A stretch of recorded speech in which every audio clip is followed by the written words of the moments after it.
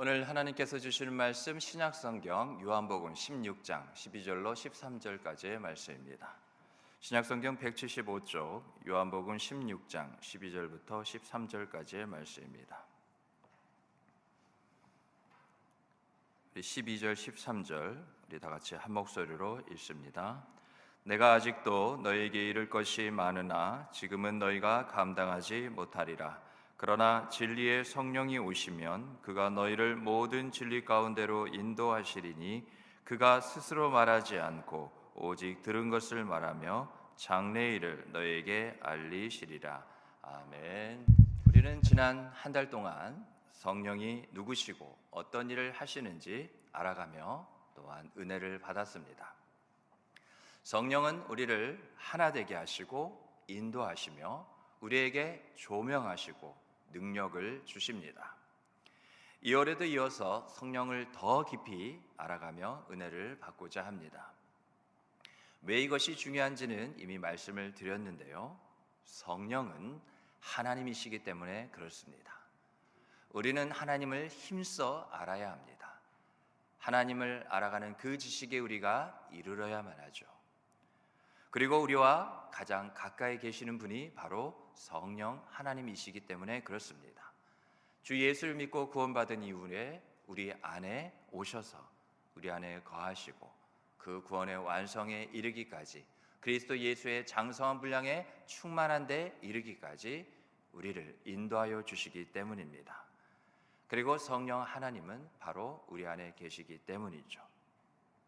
올해 우리 반월제일교회에게 주신 말씀, 오직 나의 영으로 되느니라. 힘도 아니고 능도 아닌 오직 성령으로 하나님은 2026년 올해 우리 가운데 크고 놀라운 여러 일들을 행하실 겁니다. 분명히 영광스러운 일들이 있을 것인데 그러기에 우리가 성령을 더 깊이 알고 의지하며 따르기를 주님께서 원하시는 줄 믿으시기 바랍니다. 오늘 우리가 만날 성령 하나님은 계시하시는 분이십니다. 다 같이 한번 따라해 보겠습니다. 성령은 계시하신다. 먼저 우리는 성경이 말하는 이 계시라는 의미가 무엇인지를 정확히 알 필요가 있어요. 계시라는 말은 그 원어를 볼 때 분리하다, 제거하다라는 말과 베일을 덮다, 가리다라는 말이 합쳐져서 생긴 말이 바로 계시입니다. 종합해 보면 어떠한 것으로부터 베일을 벗기다, 펼쳐 보여 주다, 바로 이러한 뜻이죠. 그래서 계시한다는 것은 감춰진 것들이 있는데 그것을 드러내어 명확하게 밝히는 행위를 말합니다. 이 계시한다는 말은 주로 신약에서 많이 사용되고 있는데요. 여러분, 계시는 하나님의 영역입니다. 다시 말해 하나님만이 하실 수 있고 하나님이 지금도 하고 계신 일입니다. 요한계시록 1장 1절에 다음과 같이 기록되어 있죠.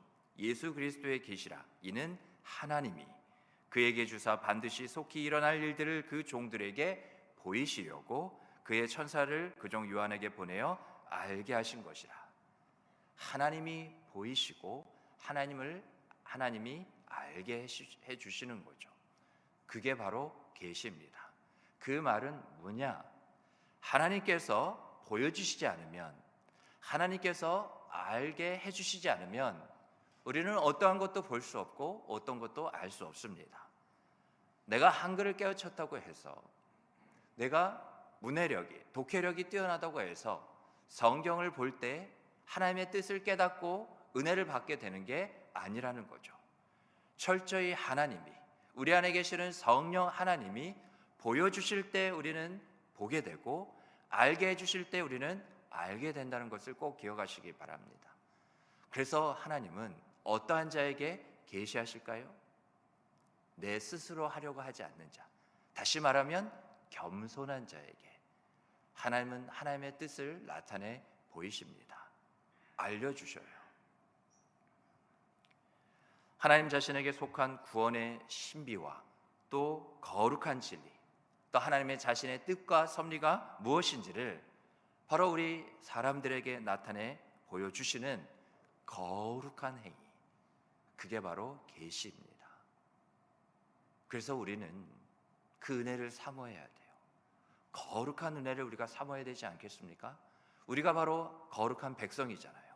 그 전에 하나님이 거룩하신 분이기에 하나님이 하시는 모든 것은 다 거룩한 행위이실진데, 그 계시, 바로 우리가 하나님의 계시 아래 있을 때, 그 계시를 사모할 때, 사모하는 자에게 은혜를 주심으로 우리는 그 계시를 통하여서 거룩해질 수 있게 되는 거죠. 성경은 분명 말씀과 기도로 거룩해진다 했습니다. 그러면 결국 어떠한 은혜가 있다는 거죠? 말씀과 기도 가운데는 계시의 은혜가 있다는 거죠. 말씀을 통해서 보여주시고 알게 하시고, 그 주신 말씀을 붙잡고 믿음으로 구할 때 또 하나님은 기도를 통해서 우리에게 주신 말씀을 더 환히 밝히 비춰 보여주시고 더 분명히 깨달아 알기까지 하나님께서 은혜를 주시는 거죠. 그래서 말씀과 기도로 거룩해지는 것도 맞고, 말씀과 기도는 바로 은혜의 방편, 은혜의 통로라는 것도 맞습니다. 이 계시, 하나님의 거룩한 그 행위가 나타나기 때문이죠. 하나님의 거룩한 행위 계시에는 두 가지가 있습니다. 일반 계시가 있고 특별 계시가 있습니다. 인간은 원래 창조주 하나님과 교제하면서 살도록 지어졌습니다. 하지만 죄를 범해서 타락해졌는데요, 그 결과로 하나님과의 그런 관계가 끊어지고 하나님을 더 알고자 하여도 알 수가 없게 되었습니다. 그 계시의 은혜의 통로, 그 길이 막히게 된 거죠. 무엇으로요? 바로 죄로 인해서요. 이에 하나님은 자연이나 어떤 역사, 또 양심 등 우리 마음에 사람의 양심이 있잖아요. 이런 것들을 통해서 하나님 자신의 존재를 알리셨는데, 이러한 방법이 곧 일반 계시입니다. 로마서 1장 20절을 보면 다음같이 기록되어 있습니다. 창세로부터 그의 보이지 아니하는 것들, 곧 그의 영원하신 능력과 신성이 그가 만드신 만물에 분명히 보여 알려졌나니 그러므로 그들이 핑계하지 못할지니라.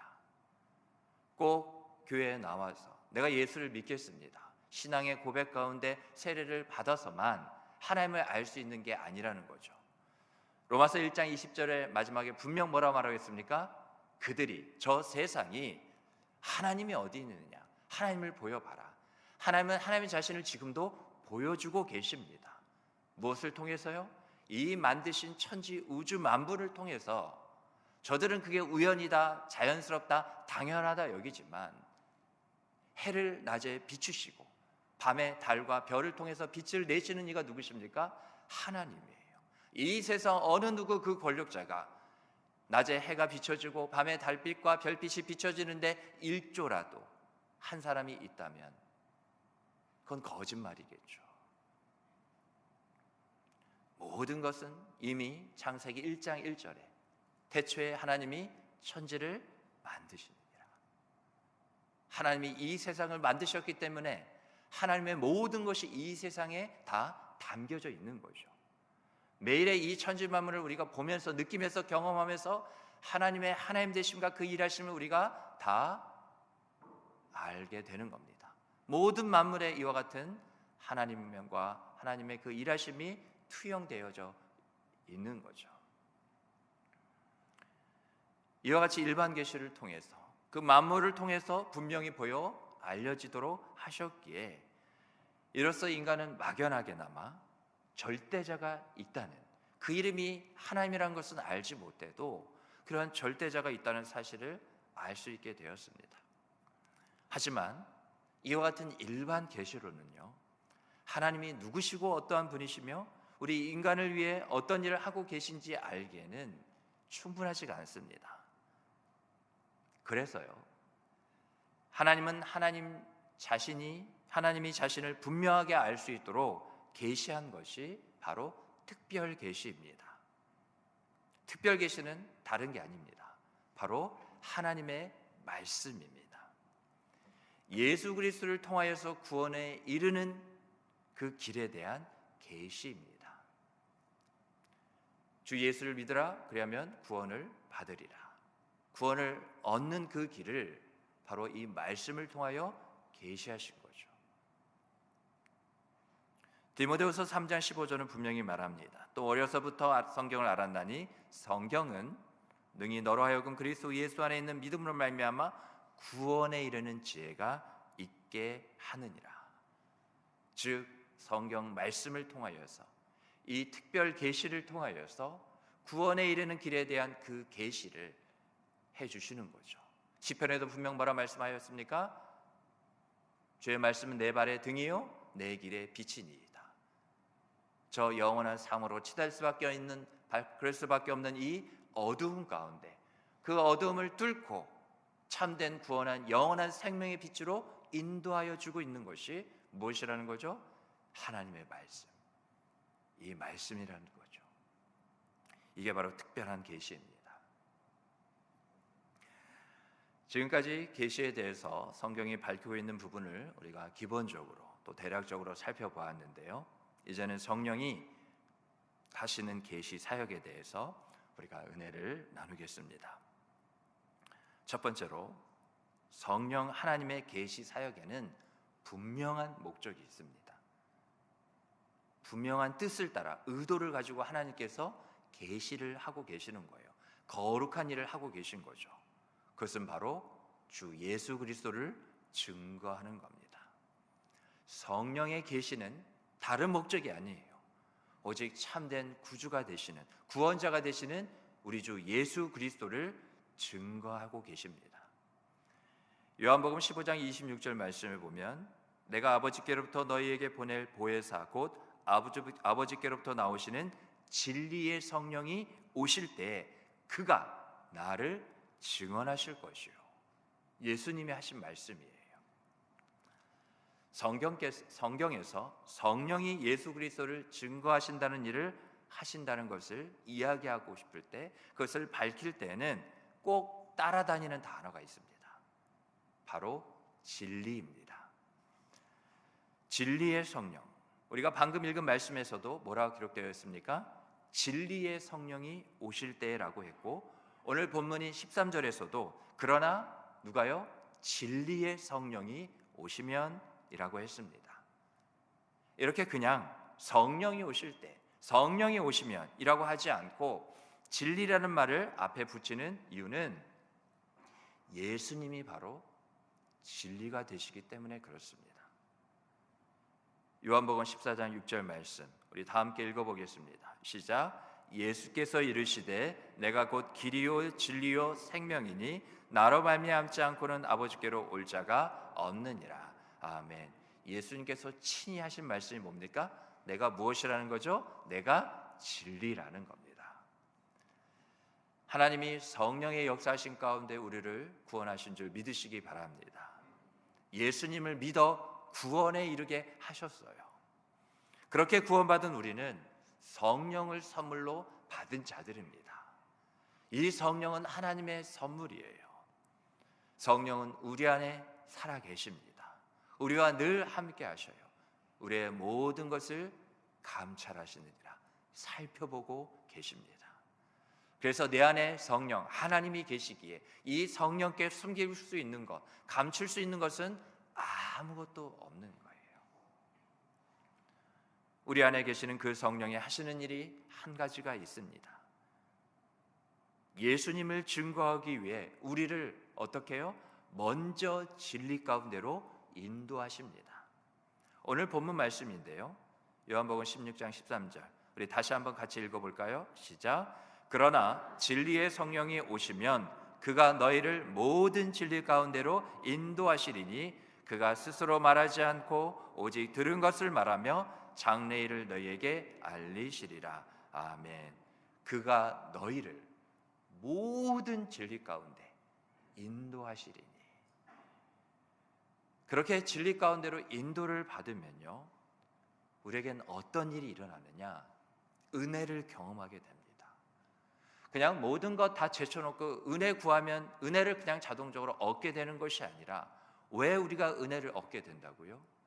은혜가 어디에 있는지를 먼저 아셔야 되는데, 은혜는 오직 진리 안에 있습니다.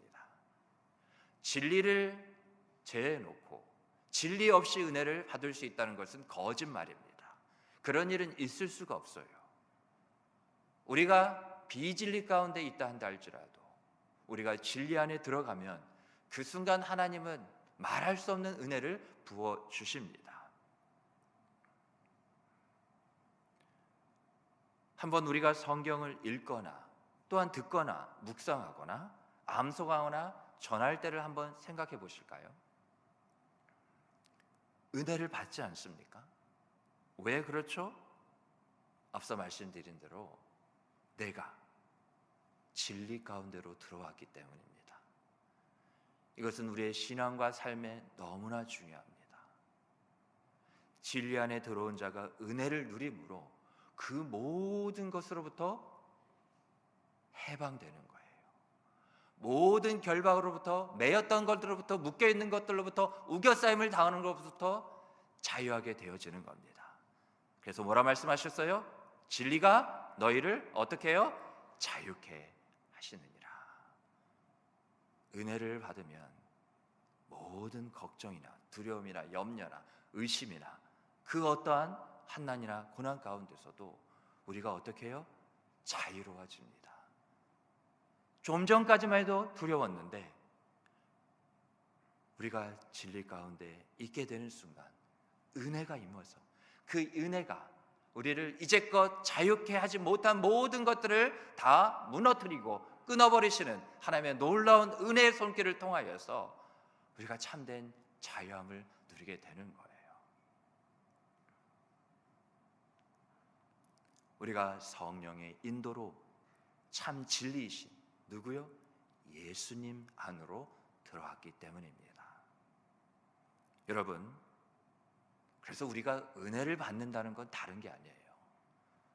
우리가 예수님을 만난다는 겁니다. 복음서가 말하고 있는 것은 다른 게 아닙니다. 예수를 만난 자가 그 누구라 한다 할지라도 다 진리 안에 들어와. 그게 어떤 건강의 문제든 죽었던 자든 귀신 들린 자든 먹고 사는 거의 문제든 관계의 문제든 신앙의 문제든 그 모든 것으로부터 자유하게 되는 거죠. 그것으로 인해 구원받지 못하여 저 사망으로 치달을 수밖에 없고 끌려갈 수밖에 없었지만 우리 주 예수 그리스도를 만난 이후에 예수님이 구원이시라는 그 무엇이요? 진리예요. 진리. 예수님은 구원이십니다. 진리가 다른 게 아니라 그게 진리예요. 그 진리 안으로 예수님 안으로 들어왔기에 하나님께서 그 구원의 은혜를 부어주심으로 우리의 모든 더러운 것들을 깨끗이 다 씻겨주심으로 우리가 새롭게 되어 은혜를 받아 자유케 되는 거죠. 평안이 임하고 기쁨과 즐거움이 우리 가운데 밀려오고 감사가 넘치는 그 놀라운 삶을 살게 되는 겁니다. 무엇 했기 때문에요? 예수님을 만났기 때문에. 우리가 오늘 예배 가운데 하나님의 영광이 하나님의 임재 가운데 지금 나타나고 있습니다. 그런데 하나님이 우리 가운데 오셨기에 우리 주님이 예수님이 오늘 내게 찾아오셨기에 우리는 은혜를 받고 있는 겁니다. 찬양 가운데도 신앙 고백 가운데서도 기도를 통해서도 말씀을 듣는 이 순간 가운데서도 우리가 하나님께 헌신하는 그 모든 것 가운데서도 우리 주 예수 그리스도가 참된 의요 올바름이요 곧음이 되어 주시기에 하나님께서 받으실 만한 것이 되게 되는 거죠. 오늘 은혜 받으러 나오신 줄 믿습니다. 오늘 예수님을 만나러 나오신 줄 믿습니다. 예수님을 만나면 어떤 일이 일어날까요? 아까의 그런 우리가 많은 받는 것들이 있지만 또 한 가지 나타나는 일이 있습니다. 예수님을 만나면 예수님을 증거하게 됩니다. 안 만났다면 몰라요. 그러나 예수님을 만난 순간 그 예수님을 전하지 않고서는 견딜 수 없게 됩니다. 진정 예수님을 만났다면 말이죠. 예수님을 전하게 돼요. 사마리아 여인이 예수님을 만났습니다. 사마리아 여인은 유대인들 가운데 개나 돼지 취급받는 그러한 사람들이었어요. 멸시와 천대의 1번이었습니다. 그런데 예수님이 만나주셨어요. 그랬더니 어떻게 됐습니까? 예수님을 전했습니다. 그리고요, 그 동네에 있는 모든 사람들이 예수님을 믿게 되었습니다. 요한복음 4장 39절 말씀, 우리 다 함께 읽겠습니다. 시작. 여자의 말이 내가 행한 모든 것을 그가 내게 말하였다 증언하므로 그 동네 중에 많은 사마리아인이 예수를 믿는지라. 아멘. 여러분, 우리 모두 예수님을 만났죠? 그래서 예수님을 믿죠? 그런데 대부분 여기서 멈춥니다. 내가 예수님을 만난 것으로, 그래서 예수님을 믿는 것으로 멈춰요. 예수님을 만났고 믿었으면 한 가지가 더 있습니다. 왜 거기서 멈추십니까? 더 나아가셔야죠. 예수님을 전하세요. 예수님을 사람들에게 알리세요. 예수님을 전하지 않으면, 예수님을 사람들에게 알리지 않으면요, 나는 진짜 예수님을 만난 걸까요? 알아서 배워서 누가 강요해서가 아닌데, 예수님을 진정으로 만나면 예수님을 전하지 않고서는 견딜 수가 없는데, 내가 진짜 예수님을 믿는다고 말할 수 있을까요? 그 믿음을 지금 내가 판단하고 내가 인정하고 내가 정의 내리고 있는 겁니까? 아니요.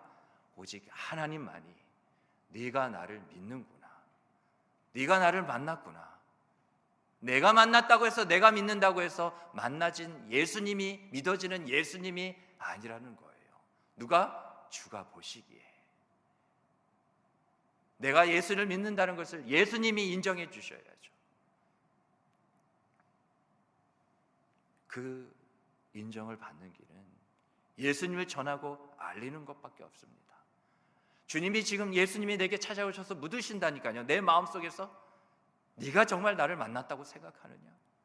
네가 정말 나를 믿느냐? 오랜 신앙생활 때문에 세례받았다고, 반월절계 교인이라고, 직분을 주어졌다고, 충성하고 봉사하고 섬긴다고, 예수님 만났다, 나는 예수님을 인격적으로 만났습니다, 예수님을 믿습니다, 쉽게 대답하시면 안 돼요. 주님이 아직 인정하지 못하는 부분이 있습니다. 하나님은요, 우리가 한번 생각해 볼까요? 내 인생에서 지금까지고 또 앞으로도 왜 많은 사람들을 만나게 하셨고 만나게 하실까요? 사마리아 여인이 그 동네에 가서 예수님을 전한 많은 사람은 그의 일생의 삶 가운데 가까이 있는 사람들이고 매일 보는 사람들이고, 어쩌다 보더라도 자신의 인생 가운데 하나님께서 보내주신 사람들이었어요. 예수님을 만났기 때문에 저들에게도 예수님을 전하였다고요. 우리는 예수님을 믿는 자들에게 뿐만 아니라 믿지 않는 자들에게도, 모든 사람에게 예수님을 이야기해야 돼요. 히스토리, 그게 우리의 삶이 되고 우리의 역사가 되는 겁니다. 히스 스토리, 그의 얘기, 그가 누구신가, 그는 예수시요 살아계신 하나님의 아들이시고 그리스도시라는 그 얘기, 스토리를 하셔야죠. 히스토리가 마이 스토리, 나의 이야기가, 인생이 내 이야기가 돼서는 안 됩니다. 주님의 이야기가 돼야 하는 게 우리의 인생이에요. 저와 여러분의 삶이라는 겁니다. 그것을 우리가 하루하루 산다는 것은 그냥 삼시세끼 먹고 사는 게 아니라 우리가 그렇게 믿음 안에 있게 써내려가는 거예요. 왜 예수님께서 많은 사람들을 만나게 하셨고 만나게 하실지 우리는 이미 답을 알잖아요. 예수님을 전하라고요, 예수님을 이야기하라고요, 말하라고요. 골로새서 1장 25절로 27절 말씀, 우리 다 함께 읽겠습니다. 시작. 내가 교회의 일꾼 된 것은 하나님이 너희를 위하여 내게 주신 직분을 따라 하나님의 말씀을 이루려 함이니라. 이 비밀은 만세와 만대로부터 감추어졌던 것인데 이제는 그의 성도들에게 나타났고 하나님이 그들로 하여금 이 비밀의 영광이 이방인 가운데 얼마나 풍성한지를 알게 하려 하심이라. 이 비밀은 너희 안에 계신 그리스도시니 곧 영광의 소망이니라. 아멘. 이 골로새서 1장 25절로 27절을 마음에 새기시고 오늘 집에 돌아가셔서 또한 한 주간 꼭 묵상하시기 바랍니다. 우리를 위해 착하고 충성되게 여기셔서 하나님의 나라, 이 영원한 생명, 영원한 사랑, 이 교회 가운데 부르실 뿐만 아니라 우리를 일꾼 삼으신 것은 저는 어떠한 직분도 없고 충성봉사 안 하는데요, 그게 아니에요. 구원으로의 부르심은 거룩한 소명, 사역으로의 부르심이기에 우리 모두가 하나님의 일꾼입니다. 누구도 부인할 수 없어요. 하나님의 나라가 확장되어지고 더욱더 견고히 세워지며 창대케 되는 일에 우리가 다 이와 같이 택정하심을 받고 부르심을 입었고 보내심을 받은 자들이 바로 저와 여러분입니다. 그 증거가 오늘 예배하는 이 시간 우리가 이 자리에 앉아 있다는 거예요. 그냥 은혜만 덥석 받고 기분 좋아졌다, 마음이 편해졌다, 지금 우리가 종교생활하고자 이렇게 모인 것이 결코 아니라는 겁니다. 여러분, 마지막 때가 가까웠어요. 누가 그 마지막 때를 압니까? 지금 바로 1분 후에일지, 1시간 후에일지, 한 달 후에일지, 1년 후에일지. 지금 내 주변에 있는 사람 다 예수 믿고 구원받았어요. 그 중에는 내가 사랑하는 부모님도 계시는데요, 나의 아내, 나의 남편, 우리의 자녀, 형제 자매 다 나와 상관없고 사랑하지 않는 사람들입니까? 한번 생각해 보세요. 정말 지옥에 가도 아무 상관없겠어요? 많고 많은 사람 중에 왜 나를 먼저 예수 믿게 하셨을까요? 우리의 부모보다, 내 남편, 내 아내보다, 우리의 자녀들, 형제들보다 나를 예수 믿게 하신 것은 주 예수를 믿으라, 내가 먼저 믿었잖아요. 그러면 누가 믿어도 상관없는데 나를 다만 착하고 충성되게 여기셔서 주 예수를 믿으라, 그러면 너와 내 집이 구원을 얻으리라. 하나님이 이 일을 하시려고 나를 먼저 믿게 하신 거예요. 구원이 나의 세계에서만 멈춰서는 안 됩니다. 이 비밀이 아까 뭐라고 그랬어요? 너희 안에 계시는 예수 그리스도래요. 그냥 우리가 지식으로 성경에 그냥 기독교 서적에, 신학 서적에 나오는 예수님이라는 어떤 사람이 아니라 내 안에, 우리 안에 살아계시는 예수 그리스도, 왕이시며 구주이신 예수님이 비밀이에요. 그런데 이 비밀을 어떻게 하셨다고요? 이제는 그의 성도들에게 나타내 보이셨다고요. 거룩하게 여기셔서, 착하고 충성되게 여기셔서 다만 이 비밀을 우리에게 맡기신 것은 아까 우리가 살펴본 골로새서 1장 27절 말씀, 다시 한번 말씀 좀 띄워넣어 주시겠어요? 골로새서 1장 27절 말씀입니다. 하나님이 그들로 하여금 이 비밀의 영광이 이방인 가운데, 여기서 이방인은 그냥 외국 사람 말하는 게 아니에요. 이 복음의 밖에 있는 자들, 아직 복음으로 그 안으로 들어오지 못한 자들, 아직 내게 주신 사람들 중에 주 예수를 구주로 고백하며 믿지 않고 있는 자들, 비밀이신 주 예수 그리스도가 누구에게도 이 비밀에 무엇이래요? 영광이 이방인 가운데도 얼마나 풍성한지를 뭐하기만 하면, 우리가 예수님을 전하기만 하면, 저들을 설득해서 강요해서 억지로 예수 믿게 하라고 하나님은 한 번도 말하신 적이 없어요. 예수님은 구원이십니다. 예수를 믿어 구원 받습니다. 이 한마디가 그렇게 어렵습니까?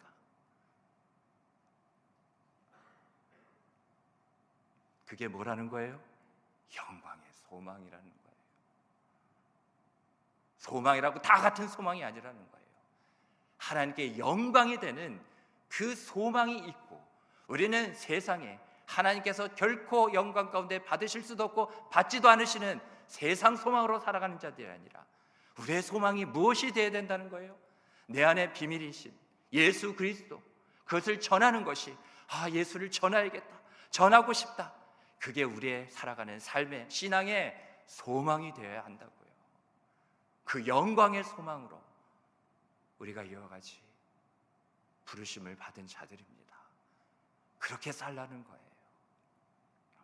내 안에 계신 예수님을 꼭 전하며 사시기를 간절히 바랍니다.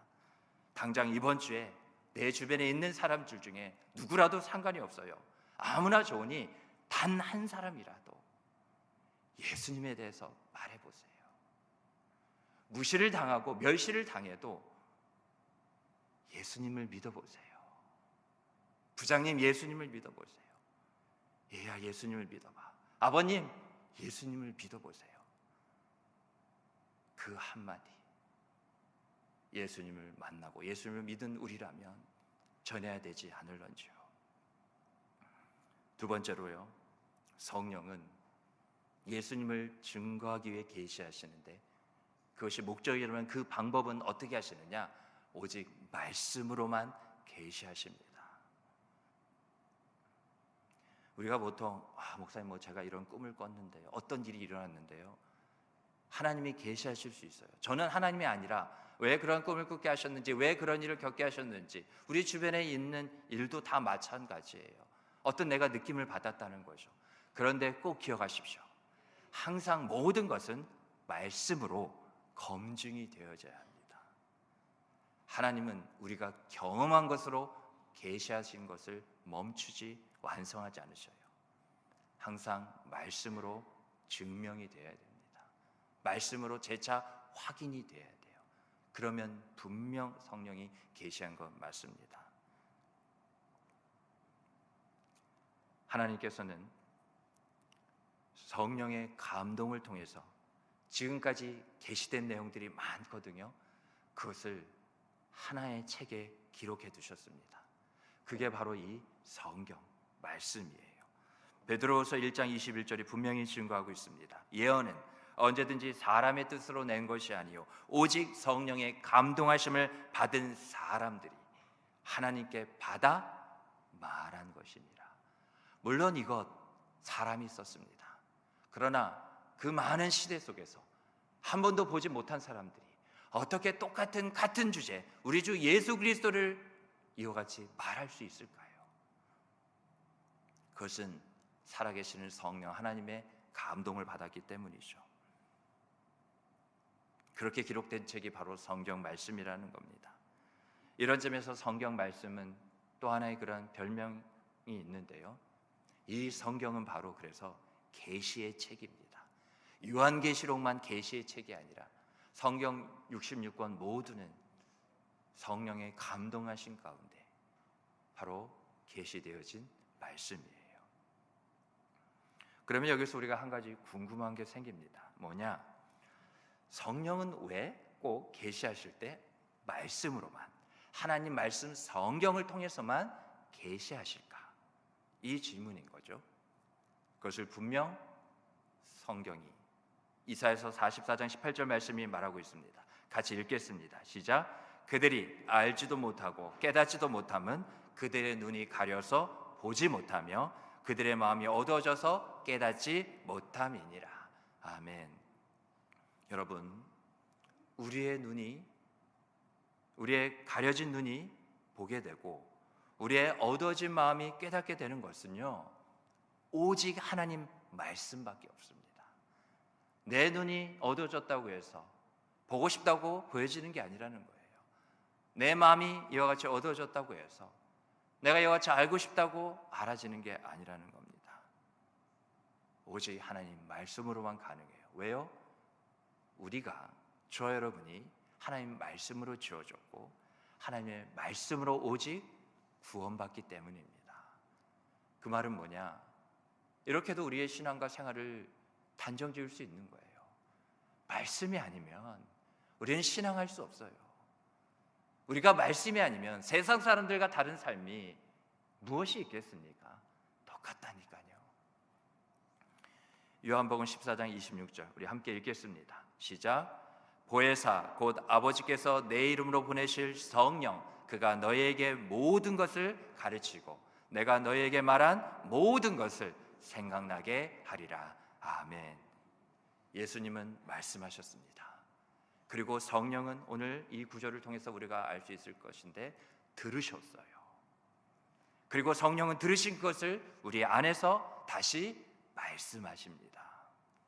방금 읽은 요한복음 14장 26절에서 노랗게 된 부분 모든 것이라는 것이요, 딴 거 아니에요. 모든 말씀을 말합니다. 성경 66권 모든 구절을 말하고 있어요. 그것을 어떻게 하신다고요? 성령이 가르쳐 주시고요. 그것을 어떻게 해요? 생각나게 해 주신다는 거죠. 성령은 이처럼 계시하셔서 우리가 주의 말씀을 가르침 받고 또 그렇게 새겨진 말씀으로만 우리가 살아가도록 도우십니다.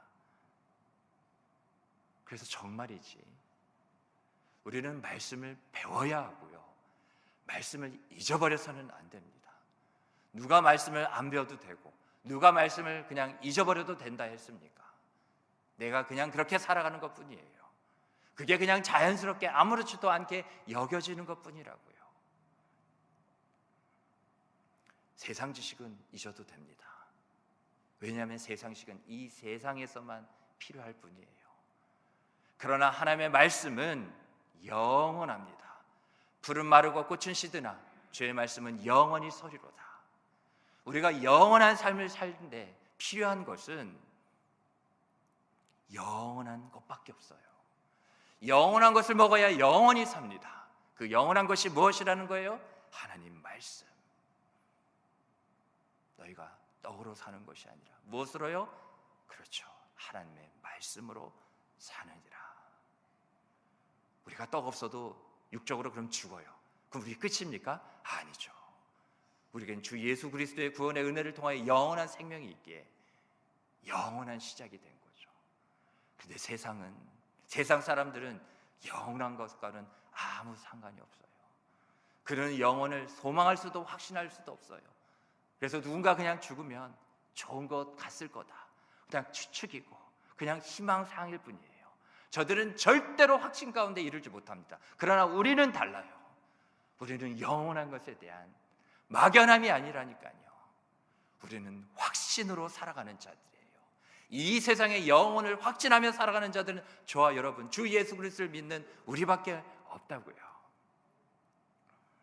지난주일 오후에 가졌던 암송 세미나 때 미리 광고한 대로요, 오늘부터 암송 카드를 1층에 가셔서 한 분도 빠짐없이 꼭 구매하시기 바랍니다. 누구 다른 사람이라고 할 것 없이요, 내가 먼저 말씀을 생활화해야 되고 생활을 말씀화해야 합니다. 안 그러면 우리의 삶이 세상이 세상에 있기 때문에 세상에 빠져버려요. 그게 뭐예요? 세속화예요. 세상에 물들어가는 거예요. 그럼 우리의 신앙도 위태로워집니다. 신앙도 세상에 빠져버리고 물들어버리는 건 시간 문제예요. 매 구절 한 구절씩 우리 반월절 교회 모든 성도가 다 함께 암송할 겁니다. 이번 주일에는 주보에는 싣지 못했지만 다음 주일 주보부터는요, 한 주간 우리 같이 암송할 구절을 여러분이 구매하신 그 암송카드 순서대로 알려드리겠습니다. 이번 주는 뭔 말인지 몰라도 구매하시면 이제 알게 돼요. A. 새로운 삶, 중심 되신 그리스도, 고린도후서 5장 17절 말씀입니다. 이전 것은 지나갔으니 보라 새 것이 되었도다, 그 말씀인데요, 이번 주 우리가 그것을 암송할 겁니다. 뿐만 아니라 또 내일부터 시작해서 새벽 기도 때에도요, 새벽 기도 순서가 어떻게 되냐면 찬송하고 기도하고 바로 이제 본문 말씀을 읽는데, 찬송하고 기도하고 난 이후에 본문 말씀을 읽기 전에 암송할 겁니다. 그리고 셀 예배 때에도 한 주간의 말씀을 우리가 모든 세런들이 함께 암송하고 또한 은혜의 나눔을 시작할 거고요. 그리고 한 가지 더, 가정에서도 좋으니까 여러분, 가정 예배에 대한 막 부담감 어떻게 해야 될지, 예배는 하나님을 경험하는 게 예배예요. 그럼 가정 예배는 뭐가 될까요? 가정에서 우리가 하나님을 경험하면 돼요. 그래서 가정에서도 좋으니까 한 주간의 말씀 암송으로 가정 예배를 드리세요. 말씀은 곧 하나님이셔요. 우리가 암송할 때 굳이 그렇게 해도 좋지만 찬송 부르고 뭐 사도신경하고 말씀 읽고 또 그렇게 기도하고 하지 않아도 가정에서 하나님께 드리는 거룩한 제단을 암송부터 시작해 보세요. 말씀은 하나님이셔요. 성령이셔요. 성령이 아까 어떻게 하신다고 그랬죠?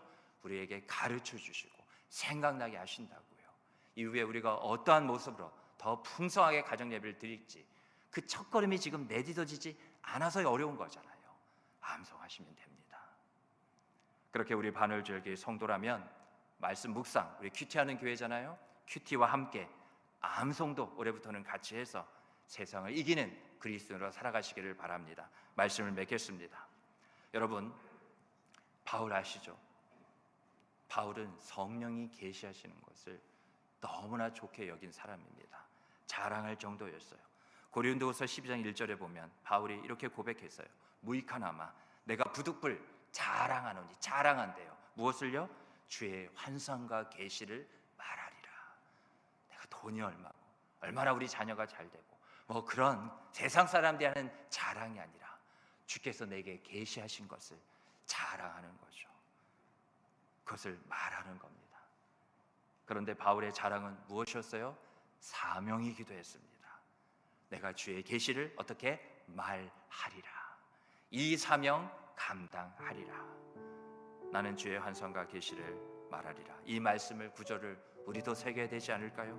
여러분, 바울처럼 이 말씀이 우리의 자랑임과 동시에 우리의 사명이기를 간절히 바랍니다. 내게 주신 계시의 말씀들이 내 안에만 갇혀져 있어서는 안 돼요. 내게 주신 사람들을 향하여, 그리고 세상을 향하여 흐르고 전파되기를 바랍니다. 그렇게 예수님을 전하며 살아내고 살아가는 저와 여러분이 되기를 주님의 이름으로 축복합니다.